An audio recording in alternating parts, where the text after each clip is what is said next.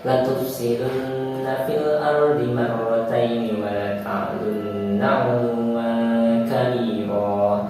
Jadi jelaskan, Allah menjelaskan dalam kitab, maksudnya dijelaskan dalam kitab Taurat, dijelaskan dalam Al-Quran dan lain sebagainya, bahasanya istilahnya itu sudah ditentukan atau sudah dijelaskan dalam Allah, pasti begitu. Pasti orang Yahudi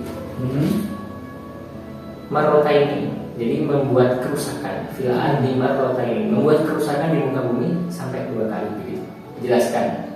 Jadi memang orang Yahudi punya sifat berbuat kerusakan juga di sini. Sudah digariskan dalam Allah. Sudah digariskan, sudah dijelaskan begitu. Berbuat kerusakan selama 2 kali. Dan mereka membuat kesombongan yang besar.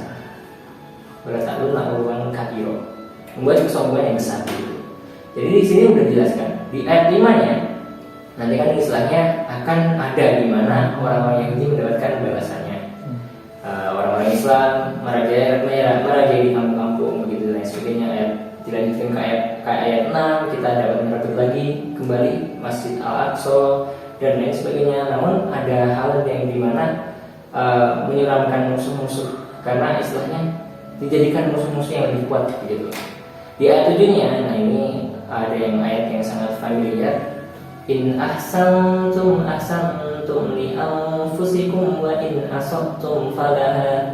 Jadi perbuatan baik itu akan kembali pada diri kita sendiri, dan perbuatan buruk juga sama aja, dan mereka akan mendapatkan konsekuensinya begitu.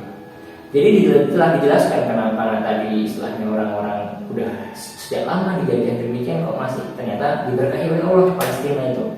Di ayat 2 yang dijelaskan ternyata sejak dulu Bani Israel punya sikap-sikap yang buruk. Terus dijelaskan ayat 4-nya mereka suka berbuat kerusakan di muka bumi, bahkan sampai marrotaini, sampai 2 kali. Dan juga diperingatkan oleh Allah, bahkan sampai sekarang terjadi begitu. Dan ternyata sudah digariskan, diceritakan oleh Allah, nanti kita akan dapat membebaskan Palestina begitu. Ini alhamdulillah telah dijelaskan begitu di dalam Al-Quran. Dan nanti kita lebih mentadabbur Al-Quran ini tidak perintah untuk teman-teman saja, ini dari buat diri kami pribadi juga. Karena kami juga ketika mengetahui di sosial media dan mengetahui aslinya di dalam Al-Quran, ternyata Al-Quran itu menjadi istilahnya, oh I think this is the answer gitu. Ini jawabannya, ternyata jawabannya sudah ada di Al-Quran. Kegelisahan kita, kegalauan kita itu ternyata sudah ada di Al-Quran gitu. Karena itu kan memang meskipun mereka berjuang istilahnya di negaranya, membela tanah airnya, untuk berjuang mempertahankan akidah agamanya juga, ternyata itu membawa dampak positif juga buat yang lain. Mereka jadi interesting, kok Islam seperti itu sampai dizolimi sedemikian hingga akhirnya mereka belajar Islam. Akhirnya mereka awalnya memakai pakaian Islam, terus kok kelihatan mungkin yang akhwat itu kelihatan lebih cantik nama itu. Akhirnya memperdalam belajar Islam. Akhirnya atas perjuangan Palestina saudara-saudara kita, ternyata banyak orang yang lebih memilih atau mantap, semakin pede, semakin yakin untuk memilih Islam sebagai awalnya sebelum agama nih ya, spiritual dulu. Awalnya untuk alasan spiritual mereka belajar Islam.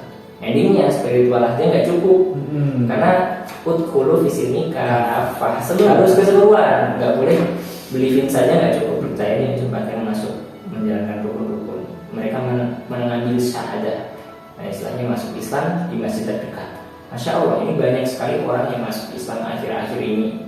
Bahkan menurut data yang disampaikan di awal kan, more than 70,000 people converting to Islam in every single year. Itu data lama yang kami sampaikan. Nggak tahu kalau hitungnya sampai sekarang. Data lama aja udah bisa membuat Western world brainstorming atau ketar-ketir istilahnya. Islam kok kembangannya cepet banget di dunia, menjadi perkembangan nomor 1 gitu.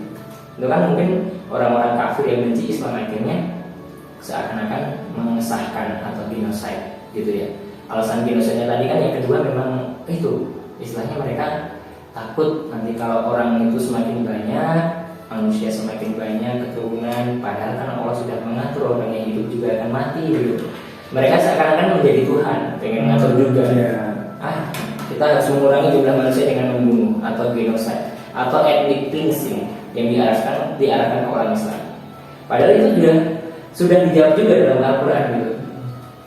Ya, di dalam surat Hud ya, surat Hud itu surat ke-11 ayatnya ayat 6. Wa ma min dabbatin fil ardi illa 'alallahi rizquha. Jadi ini ada minda, ini artinya sekalipun itu hewan yang merata, itu Allah yang udah jamin rezekinya. Jadi kan ketakutan orang kafir pun udah dijawab dalam Al-Quran. Kan mereka takut nanti kalau manusia semakin banyak, nanti ada perebutan, ada pertumpahan darah karena nggak kecukupan sumber daya alam untuk memenuhi kebutuhan manusia. Kayak gitu pikiran aslinya pintar, tapi ternyata tidak begitu pintar. Itu pikiran yang sangat kami nggak bisa berkata-kata kasar sih. Dalam hati ada katanya, tapi nggak bisa keluar. Intinya mereka itu sebenarnya kelihatan bodohnya. Ini bodoh kan aslinya nggak terlalu kasar sih. Menurut kami ya. Ada yang lebih kasar lagi. Namun kita kelihatan bodohnya karena jauh dari agama. Jadi identify bodoh itu tidak hanya orang nggak bisa akademik dan lain sebagainya, namun identify dari kepercayaan akan iman, fight-nya itu ternyata juga dapat dikatakan bodoh karena hal itu begitu. Karena semuanya kan ada jawaban di Al-Quran. Nah begitu sih untuk poin yang tadi gitu kita jelaskan, ternyata ada ayatnya gitu. Nah bagaimana kan katanya Mas Fajri menyampaikan bahwa kita balik lagi ke slide tadi. Tadi ada kata-kata bahwa Palestina itu krisis dukungan. Dia hanya berharap kepada Allah. Nah, kemana bangsa Arab? Bangsa Arab itu lebih dekat dengan Palestina. Dan bangsa Arab juga kan mayoritasnya juga Islam. Terus mayoritasnya juga Muslim. Kita haji ke sana. Nah, kita itu kenapa tidak menjalankan berdoa gitu? Apakah juga ada kaitannya dengan penyakit Tuhan yang